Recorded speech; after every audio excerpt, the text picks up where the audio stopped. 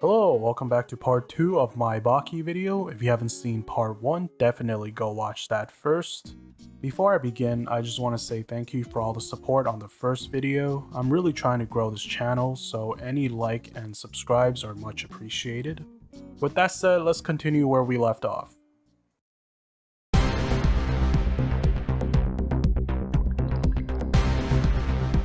Good evening, we're live with Iron Michael from the courtyard of the Arizona State Prison where Guevara just single-handedly defeated the Blow Bros in a matter of seconds. Now Michael, may I call you that? The viewers are very curious. Not only did Guevara easily handle a set of opponents that gave you a hard time, he also saved your boxing career. What do you have to say about that? あんなビッグパンチ、ビッグパンチ、ビッグパンチ。お目にかかったことね。Yes, that was very bigu punchy, Michael. I couldn't have said it better myself. Has anyone ever told you you have such a way with words, Michael? You sure you don't want to throw aside your boxing career and just become a poet instead? ビッグパンチ。 Bigu punchy indeed. You heard it here, folks. Godspeed to you, Michael. Just one last question. What are you gonna do when you get out? Just the first thing you do when you get out. ビッグパンチ。 What can I say, man? That's a man who knows exactly what he wants. Bigu punchies. Hey, Michael, what do you call a large bowl of mixed beverages? ビッグパンチ。 Okay, enough of that. So right after exchanging bedtime stories and getting ready to sleep, Big Olive Man comes to have a 1v1 trash talking session with Guevara right before the big match tomorrow. Oliva points out the difference between himself and Guevara and why Guevara will never be able to defeat him in a fight. Oliva says Guevara fights for the sake of fighting, whereas he fights for his lover, and having someone to fight for makes him stronger. He then proves his affection for his lover by pulling out a handkerchief. He explains that the handkerchief is something he bought at his lover's hometown, and he's able to get a significant stimulation from just sniffing it.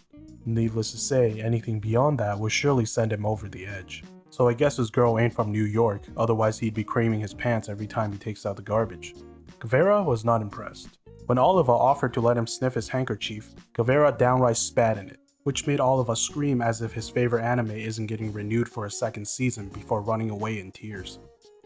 So now that Oliva revealed that the source of his strength lies behind his love for his girlfriend, naturally everyone is curious to find out just what kind of person she is. Who exactly is this woman that's able to capture Oliva's heart, and is able to drive him to become the strongest person in America? Now, before the big reveal, I just want to say that I watched it with a buddy of mine, and he actually read the manga for this arc, so he was all like, dude, Oliva's girl is like mad thick, man, like you don't even know how thick she is. Like all your comprehension of what thick is, just throw it out the window because she's too thick, man. And overall, just giving off manga reader vibes, you know, the one that's like, I'm a manga reader. I am always one step ahead of you, cause I read the manga. and even then, all his manga reader foresight and wisdom was not able to prepare me for just how thick this person is. We're talking about THICC to the power of infinity level of thickness. In fact, they were right to accuse Galileo of heresy and sentence him to life in prison, because the sun isn't the center of our solar system. She is.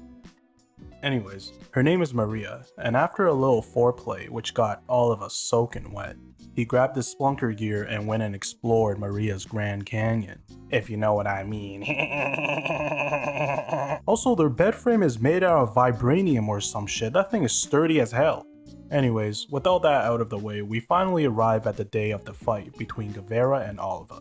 Now, before we jump into the fight, I just want to give a quick brief description of how Guevara's powers work and basically what his whole gimmick is. The fucking wind turns him on a lot. Like, he just seems to get a really big power boost whenever there's wind blowing past wherever he is. And this jar that he saved just for this occasion apparently traps some sort of wind in it, so then whenever he opens it, he experiences the wind, and he gets an instant power boost. Now, this jar was given to him by a kid on his island, and what the kid did is that he pressed the jar firmly against his ass, and ripped the most meanest fart into the jar. Nah, I'm just screwing with you. This kid actually went on top of a cliff, held the jar on top of his head, and stood in the middle of a hurricane for an entire night. If any storm chasers are watching, you better be taking notes, because apparently by doing this, the kid was able to trap part of the hurricane inside the jar. So when Guevara opens the jar, he was able to get a little taste of the kid's hurricane, which gave him the full-on erection he needed to fight Oliva.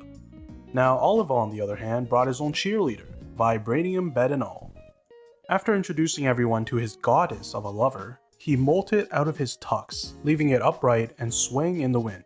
So I guess Guevara isn't the only one with party tricks up their sleeves, am I right? What is the point of this? Is it supposed to show that he's dominant? Like, is it supposed to be intimidating? Is this an intimidation factor? Like what the fuck am I watching here? While I was trying to figure out what that was all about, Guevara took off his do-rag and told Oliva that they'll fight while gripping onto a corner of it, and whoever lets go of it first loses. Now, if you think that sounds like an awful lame way for two big muscle men to fight, let me assure you that you're 100% right. In fact, it was so boring that Baki fell asleep right beside Maria, which prompted Oliva to stop fucking around and fight for real. Now, I say fight for real, but what it really boils down to is Guevara and Oliva taking turns blasting each other until one of them gets laid the fuck out. So when the fight becomes like that, you pretty much know who's going to win. That's right, Guevara wins, baby! Everybody cheers. President George Bush comes groveling in, begging Guevara to show mercy to America. Yujiro pops out of nowhere and tells Guevara that he is now the strongest person on Earth, and yeah, no, he got knocked the fuck out by Oliva and now is dreaming about stupid shit. Yeah, Oliva won.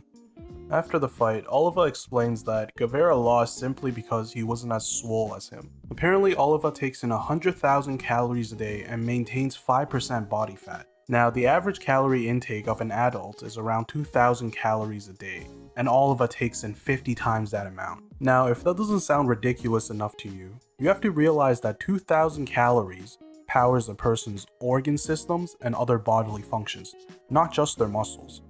When you look at it like that, Oliva's muscles on their own consumes just as much energy as 49 people put together. Oliva then goes to say that these muscles weren't even built for fighting. They were built for one single purpose, and that is to Princess carry his lover Maria. What a massive Anyways, Baki finally finds a way to taunt Oliva into fighting him. He took the title of Unchained and shoved it up Oliva's ass, by leaving and re-entering the prison without the use of any weapons or violence, proving that not only is he qualified for the title of Unchained, his strength is much more pure.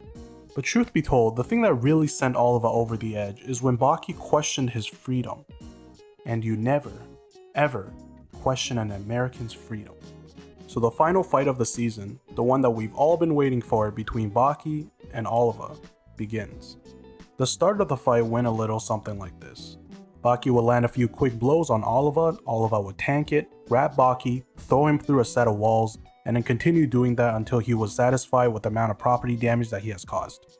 After blasting Baki through a reinforced steel door into the more open hallways outside of the cells, Oliva grabbed Baki by his leg and watched him flail around a little bit before slamming him into the cold concrete floor. However, this slam was just a little bit too powerful that it made Baki reminisce back to the time where he fought his dad 5 years ago. Recalling that feeling made the neurons in Baki's brain fire left and right, and that gave Baki such an intensive dopamine rush that he felt like he was melting, like some kid in a 90s commercial. Baki is euphoric that he's able to live this feeling again, and this feeling once again confirms that Oliva is someone he needs to overcome if he stands any chance in defeating his own father. Once Baki got back onto his feet, the demon bag had clearly manifested. Baki then promptly attacked Oliva with speeds faster than his reaction time, forcing Oliva to go into a defensive position. Now, all of this only serves as an appetizer for what's about to come next. We're about to enter into some very spicy territories, so everyone fasten their seatbelts and put on their hard hats. So I mentioned that Oliva went into a defensive position, but that doesn't really do it justice. Here, take a look at this.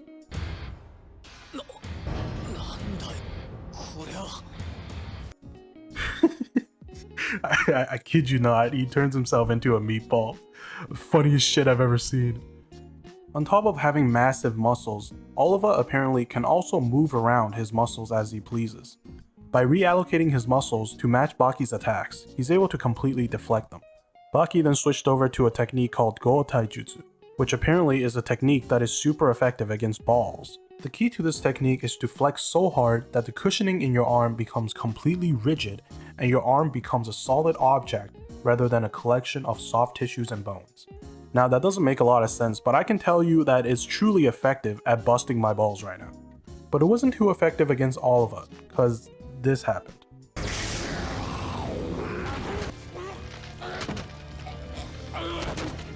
Yeah, so Oliva gave Baki a little taste of his muscle force special before spitting him out like chewed gum. Upon seeing this, I jumped out of my chair, grabbed a piece of sandpaper, and started sanding down the rough edges of my eyeballs. But before I could even finish with one eye, Baki had already found a way to counter it. So I told myself to shut the fuck up and stop being a little bitch and put my big boy pants on, giving myself a big slap on both of my booty cheeks, and sat down to watch the rest of this as if nothing had happened. Now that both Baki and Oliva has finally run out of tricks to bust my balls and curb stomp my brain cells, Oliva suggests that they finish the fight through an old-fashioned brawl. And by that I mean just punching the crap out of each other until one person gets laid the fuck out. Iron Michael comes and tells Baki not to do that because he would be at a disadvantage fighting someone who far exceeds his own weight class. And I'm just sitting here like, how dare you! Bring common sense and logic and just overall things that apply to the real world into this. As if you didn't see what's been happening throughout the course of this fight. So obviously, Baki ignores Michael's dumbass and agrees to Oliva's proposition. So now that the fight became like this, you pretty much know who's going to win. Baki wins, baby! Who the hell did you think was gonna win, you silly goober? He's the goddamn main character, of course he's gonna win. So somehow Baki was able to overpower Oliva, forcing him to back up into a wall, where he repeatedly pummeled him against the wall until both the wall and Oliva gave out. Oliva acknowledged Baki's strength, and on the next day he declared that Baki had defeated him in front of the whole prison. He then kicked Baki out of prison and sent him on his way to look for his next opponent. And just like that, the season came to an end. Stay tuned for the next season of Baki, where Baki will go face to face against his own goddamn ancestor. Whew, that's gonna be another wild one, boys. Brace your balls, and I'll see you all next time. Peace.